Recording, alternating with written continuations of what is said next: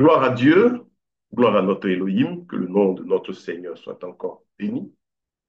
Je suis très heureux d'être avec vous encore à cette heure bénie, parce que c'est toujours un moment précieux, un véritable trésor, chaque instant qui sert à rendre témoignage, parler de la part de notre Elohim.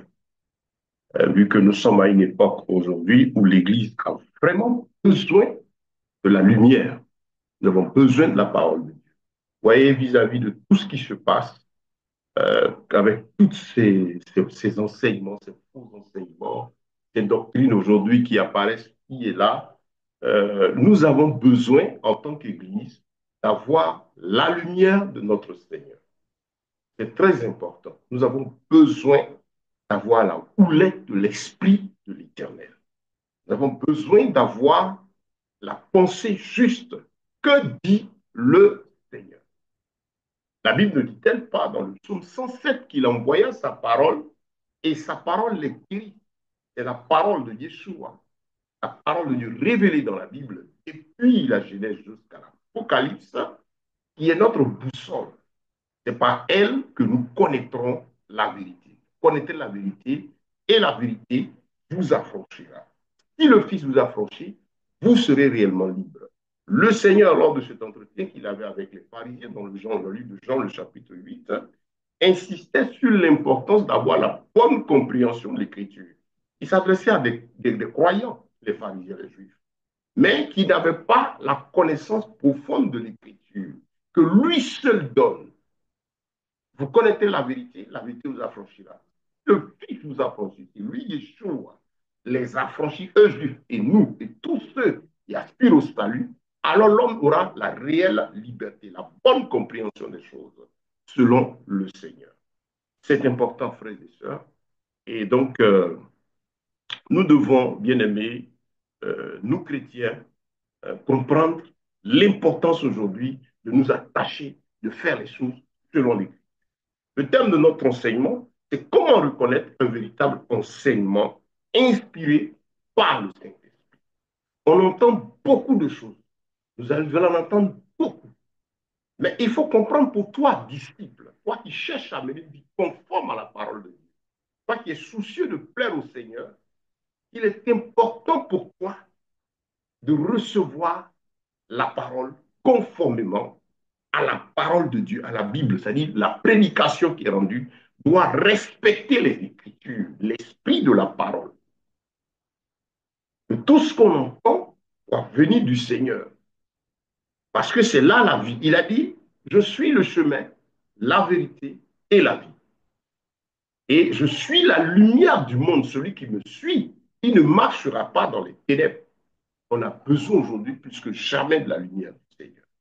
Et ceci est un enseignement de notre Seigneur pour nous aider à pouvoir faire attention à tout ce qu'on écoute, savoir écouter, reconnaître la voix de ton maître et savoir si tel ou tel message qui est donné est du Seigneur. C'est important. Voilà, c'est important. Malheureusement, aujourd'hui, vous allez voir que plus de 90% des croyants sont à la recherche d'un homme qui leur dise ce qui leur plaît. Mais si tu es de ceux qui cherchent ce qui plaît à Dieu, qui veut plaire au Seigneur, ce message est pour toi. Les gens s'intéressent aux choses en fonction de ce qui tient leur cœur. Et donc, cet enseignement, cette houlette de l'esprit, cette lumière du Seigneur est donnée pour ceux-là qui cherchent à plaire à Yeshua, qui ont compris que leur Seigneur et Sauveur, c'est Jésus-Christ. Ce n'est pas un homme, ce n'est pas un serviteur de Dieu, qui n'est qu'un simple instrument entre les mains du Seigneur. Le véritable est un instrument entre les mains du Seigneur que Dieu utilise pour nous rendre sa parole, puisqu'il utilise l'homme. Dieu utilise l'homme pour rendre sa parole. Et par sa grâce aujourd'hui, il nous a donné les écrits depuis lors qui sont rassemblés maintenant grâce à l'imprimerie en un seul livre qui est la Bible. Et donc, pour le connaître, il faut un rapport personnel avec lui par le Saint-Esprit que nous recevons. Et donc, dans cette intimité, ça te permet de t'édifier. Et en plus, il faut aussi écouter parce qu'il utilise plusieurs moyens pour nous parler, pour nous qui sommes l'Église. Nous savons l'importance de la prédication, de l'exhortation donnée par le Seigneur à travers les canaux. Car de tout temps, Dieu a utilisé les hommes pour s'adresser à nous. Donc, en tant que chrétien, je sais que j'ai besoin d'une relation intime avec le Seigneur, de méditer le livre de la loi jour et nuit. C'est la base. C'est la base. Ce n'est pas ma prédication, l'intervention du pasteur qui fait ta vie chrétienne. Non. Ta vie, la foi, le salut, c'est ta relation personnelle avec le Seigneur.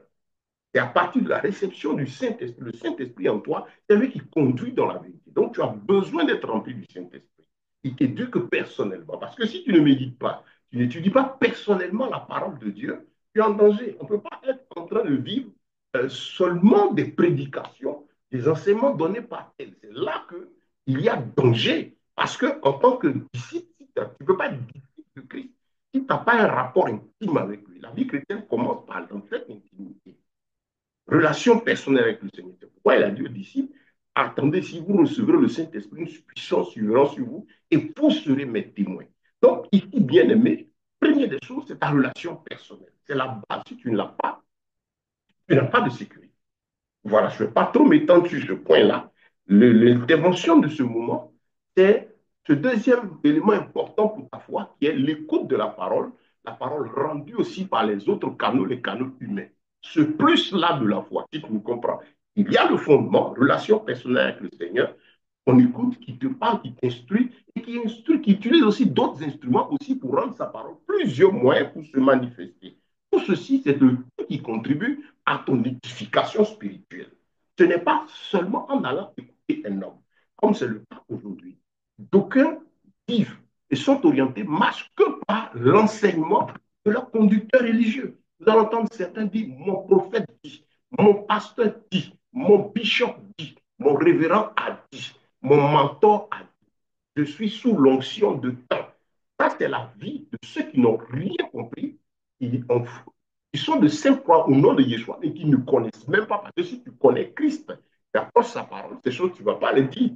Tu ne vas pas vendre ton âme, livrer ton âme à un individu. Et même un véritable serviteur de Dieu, vous allez voir que les véritables besoins l'éternel veillent à ce que les âmes ne soient pas dépendantes d'eux, mais que les âmes dépendent du Christ qui est en eux. Et le véritable point de Dieu amène à Christ et non à lui. Il travaille à ce que lui-même il soit un disciple et à travers lui, comme Paul pouvait dire, tu penses à Christ. Quand tu le vois, tu vois Christ et tu es aussi imitateur de Christ. Vous avez des véritables serviteurs Dieu qui ont compris cela. Et mais ces personnes-là, ce ne sont pas des gens qui sont célèbres. Les véritables serviteurs de Dieu ne sont pas célèbres.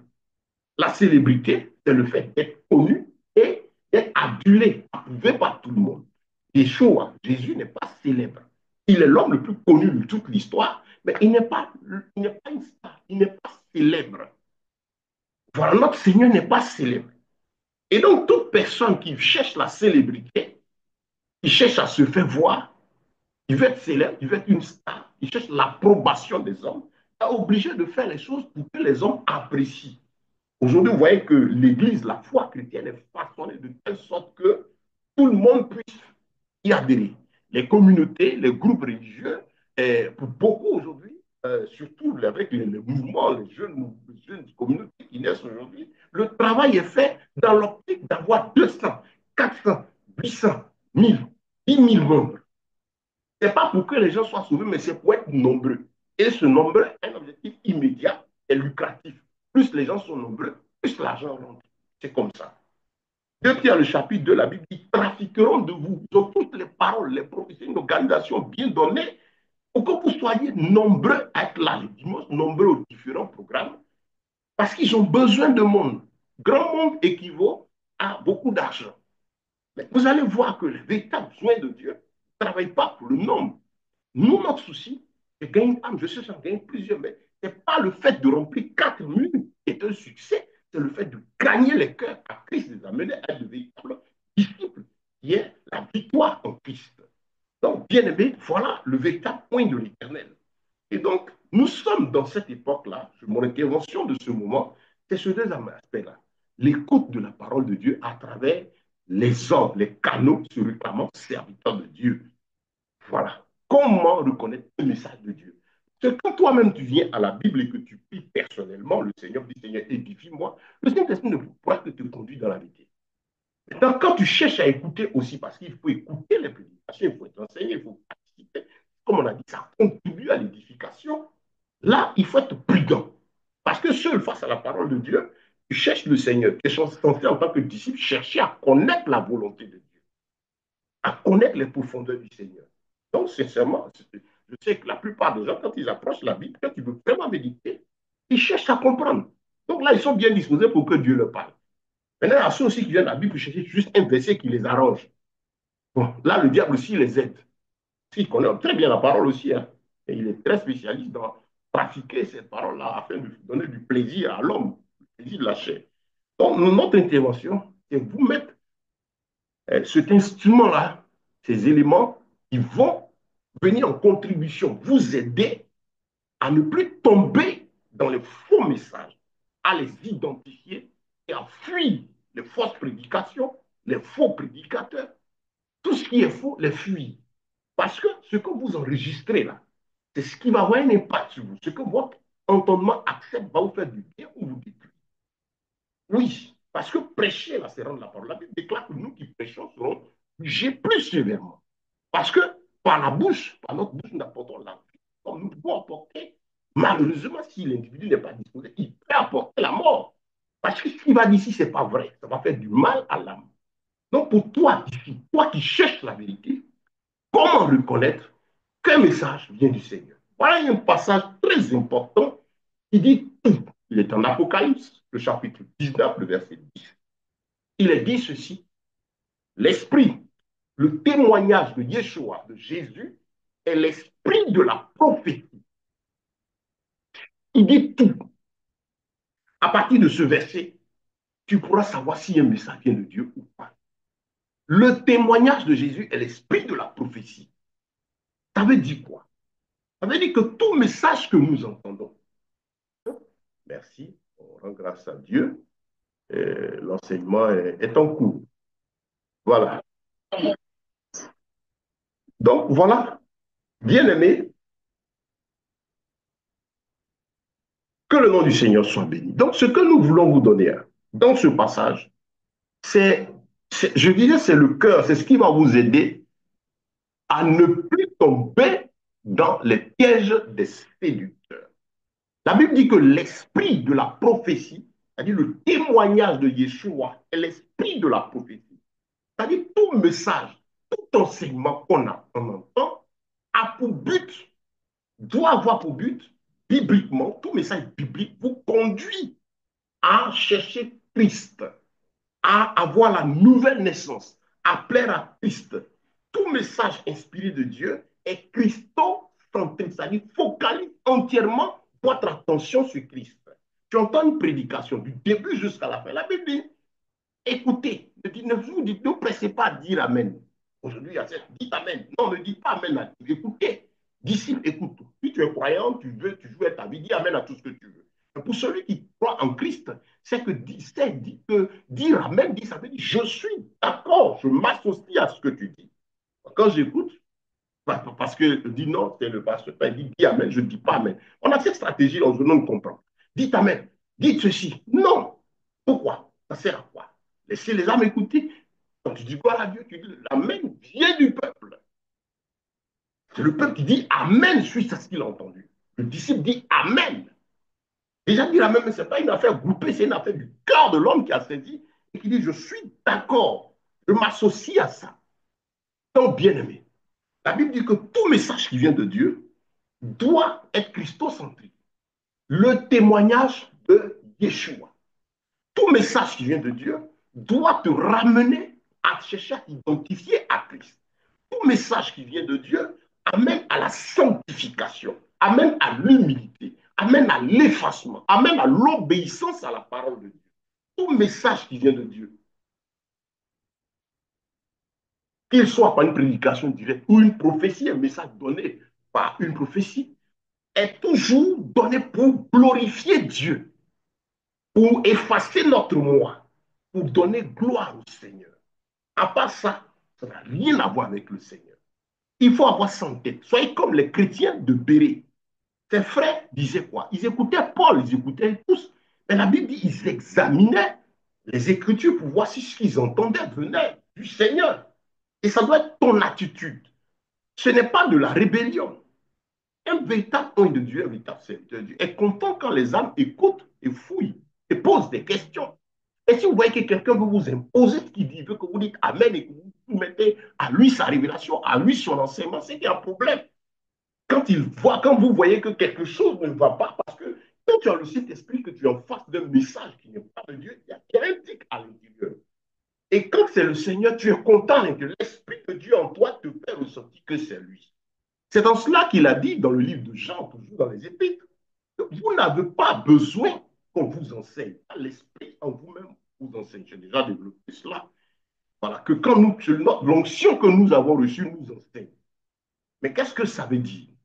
Ça veut dire que toi, disciple, si tu as reçu le Saint-Esprit, c'est lui qui te conduit dans la vérité. Moi qui te prêche aussi, je suis censé être rempli du même Saint-Esprit. Et donc, c'est le même esprit qui est en toi qui se trouve en moi. Et c'est donc lui seul qui enseigne. Donc, quand tu m'écoutes, ce n'est pas moi, individu, que tu écoutes la voix de ton maître. Est-ce que ce frère-là, ce qu'il sort là, c'est l'esprit de mon Dieu qui parle, c'est en cela que tu n'as pas besoin qu'on t'enseigne. Le l'on vous enseigne, c'est-à-dire les hommes avec leur intention cherchent à vous faire ingurgiter, accepter dans votre esprit ce qu'ils pensent. Non, mais c'est l'esprit qui enseigne. Et toi, par ta méditation personnelle et par sa présence en toi, qui te permet d'écouter un canal. Il dit, mes brebis me connaissent et connaissent ma voix. Vous suivez ça? C'est important. Donc, quand tu es rempli de cet esprit, parce que c'est la base, comme on l'a dit au début, ça te permet de savoir si ton Dieu parle ou pas, si c'est lui ou pas. Comprenez que les prédications engagent, accepter un message, ça engage votre histoire, ça engage votre vie, ça engage votre famille. Vous voyez aujourd'hui que des prédications de mauvais messages détruisent des familles. Les gens utilisent l'ignorance, la faiblesse des âmes, et l'indisposition des gens aujourd'hui à vouloir apprendre. L'homme, vous travaillez beaucoup, nous sommes tous allés à l'école. Il y en a qui sont suivis des études, se perfectionnent dans certains domaines. Mais pour avoir des diplômes professionnels, il faut étudier. Mais la Bible est là. Vous êtes chrétien. Pourquoi vous ne voulez pas l'étudier aussi personnellement? Pourquoi tu ne veux pas prendre le temps de méditer jour et nuit? Il dit, pour agir fidèlement selon ce qui est écrit. Le Seigneur est déclaré pour réussir là. Prends-toi, homme. Il n'a pas dit seulement. Il n'a pas dit, pas écouter le prédicateur Ben, tout ce qu'il va te dire, je vais dire par lui, applique cela si tu es conforme à ma parole et tu vas réussir. Il dit, toi, homme, médite le livre de la loi jour et nuit, rapport intime et personnel avec lui. Et c'est alors que tu réussiras en mettant en pratique ce qui est écrit. Il n'y a pas un autre message. Quand tu connais l'écriture, tu ne peux pas te tromper. C'est quelqu'un le secret du succès, le secret de l'abondance financière. Lui, il a des révélations. La Bible est claire. Elle dit médite le livre de la loi jour et nuit. Pour agir fidèlement selon ce qui est écrit. C'est alors que tu réussiras, tu auras du succès. La Bible, il n'y a pas autre chose. Quelqu'un dit avec autre chose que ça. Ferme tes oreilles, chasse-le ou fuis sa prison. Parce que il faut maintenant apprendre à dire que dit l'écriture face à toutes ces fausses doctrines, face à tous ces enseignements diaboliques, à ces instruments que le diable utilise et qui malheureusement sont perdus sans se rendre compte, mais qui sont fiers, contents parce que c'est moyen qu'ils ont, qui est la prédication. Et à des gens qui aujourd'hui aussi refusent de prendre le temps pour chercher et apprendre, ce moyen-là leur permet d'avoir de l'argent. Dans 2 Pierre, le chapitre 2, il est dit que le seul motif qu'ils en aient, ils trafiqueront de vous par des paroles ainsi de suite, ou de l'argent, par cupidité. Le motif de ça, c'est l'argent. Les gens ne vous aiment pas, c'est votre argent, ce qui est dans votre poche qu'ils aiment. Et si vous n'avez pas de rapport intime avec le Seigneur, si vous êtes foutu. On dit non, moi, je vais à l'église, donc on va au travail, on vient écouter. Les gens se limitent qu'à venir écouter. Mais toi, quel est ton rapport intime avec l'église? Commencez à développer ce rapport intime. Commencez à apprendre. Et comprenez que quelqu'un a payé le prix. Yeshua a donné sa vie pour nous. Il dit si quelqu'un écoute ma voix et la met en pratique, lisez Jean chapitre 13 jusqu'au verset chapitre 17. Le Seigneur dit qu'il a donné sa vie pour nous. Il donne sa vie pour ses brebis. L'un des signes du Seigneur, un véritable instrument de Dieu, donne sa vie pour les autres. Il partage la parole. Il a en lui la nature du Christ, l'humilité, l'effacement. Dans Apocalypse 19, le verset 10, qu'est-ce qui s'est passé? C'est dans la vision que Jean avait. Et l'ange qui lui donnait ses révélations de la part du Seigneur, quand Jean l'a vu, il a voulu se prosterner devant cet ange-là pour l'adorer. Et l'ange lui a dit, attention, ne fais pas, commets pas cette erreur, lève-toi vite. Tu comprends, frère? Et malheureusement, qu'est-ce que tu regardes? Qu'est-ce qu'on regarde aujourd'hui? Des gens devant lesquels les âmes se prosternent. Ils vont se prosternent devant son bichon. Des gens, vous avez vendu vos âmes à ces personnes. Ils sont dans des loges ici, dans des pratiques occultes. Sinon, quelqu'un qui est né de l'esprit, du Saint-Esprit, ne permettra jamais qu'on se prosterne devant lui. Parce que la nature de Christ en nous, c'est notre moi et élève Christ. C'est ce que la Bible nous dit. On a vu qu'il y a des gens devant le temple, quand ils ont relevé ce malade après la résurrection de Christ. Les gens ont voulu les soulever pour les aduler. Ils ont dit, non, déchirez le vêtement pour nous sommes des hommes comme vous, donnez gloire à Yeshua. Prenez tout le Nouveau Testament, tous les messages de ces apôtres. Ils rendaient gloire à Dieu.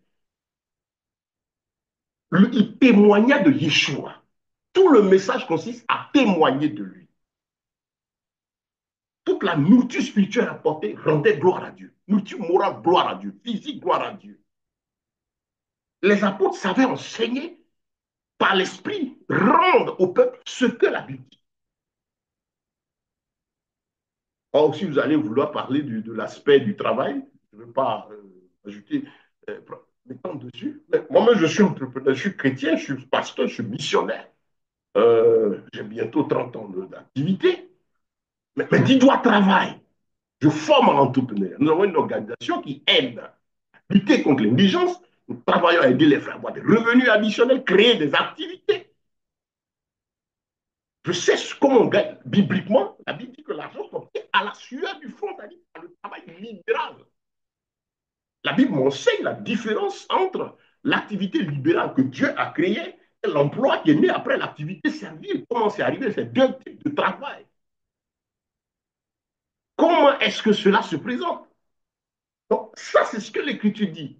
Si le sujet abordé est relatif à l'argent, que dit la Bible? Il faut que cela rende gloire à Yeshua, glorifie le Seigneur, soit justifié par l'Écriture. On va te dire que non, il y a une prière qu'on fait, par exemple, par exemple, Miracle Money. J'ai vu un qui fait Miracle Money. Mais tu n'as pas besoin que les gens fassent des offrandes. Les gens de problème, fais descendre l'argent toi-même. Maintenant, tu demandes aux gens de faire offrande. Et même prêt à le maudire s'ils ne viennent pas. Ça, c'est quoi ça? Mais vous aussi, les âmes, la responsabilité aussi est chez vous. Il se trouve qu'aujourd'hui, la plupart des hommes et des femmes n'aiment pas prendre le temps d'étudier la parole. Elle vous a été donnée. Tu as ta Bible. Mets-toi à genoux devant le Seigneur. Dis, je veux te connaître. Parce que sache que pour le salut de ton âme, le jugement, tu seras seul devant le trône. Le salut, il est personnel. Celui à qui tu as vendu ton âme, ton bishop, ton archibishop et tous ces thèmes généraux et consorts, ce n'est pas biblique.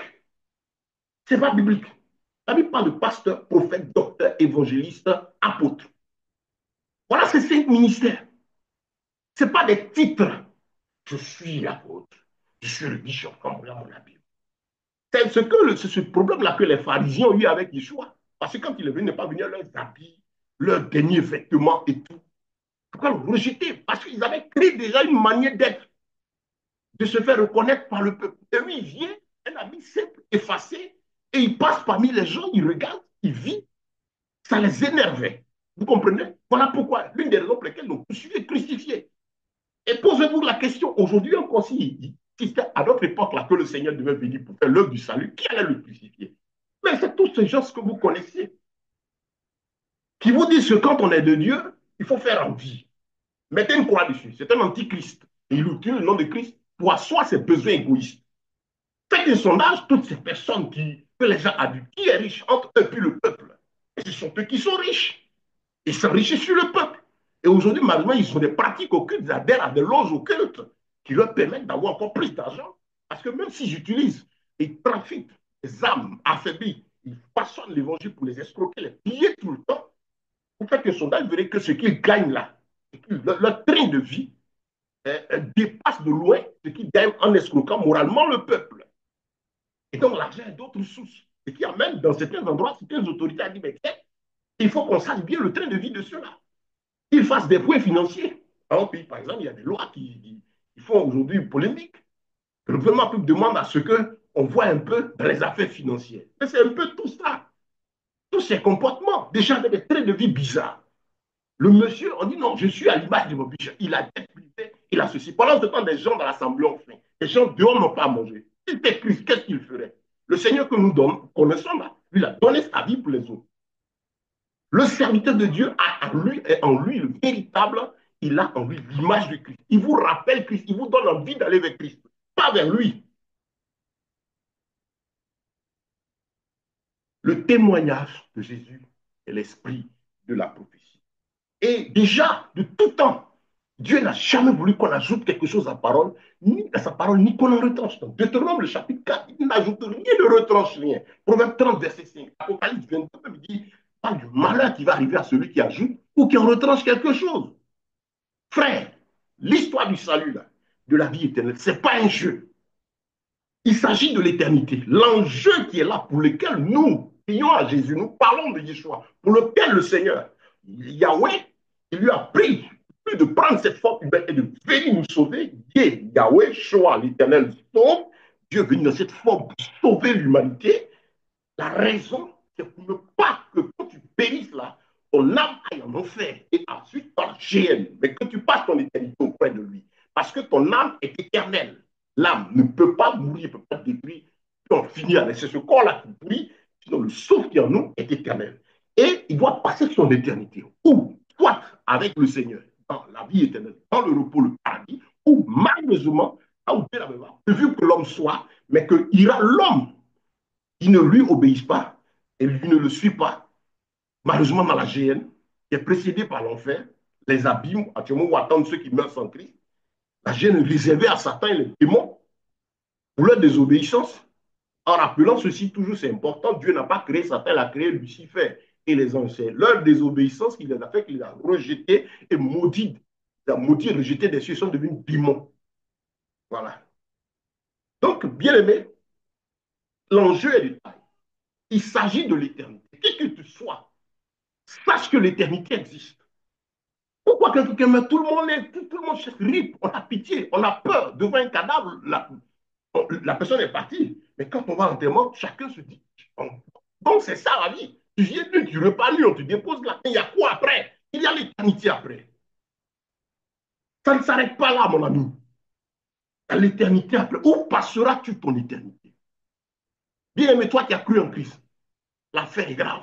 C'est important, il s'agit de la vie éternelle. Ne joue pas avec ton âme. Ne laisse pas quelqu'un voler ton salut.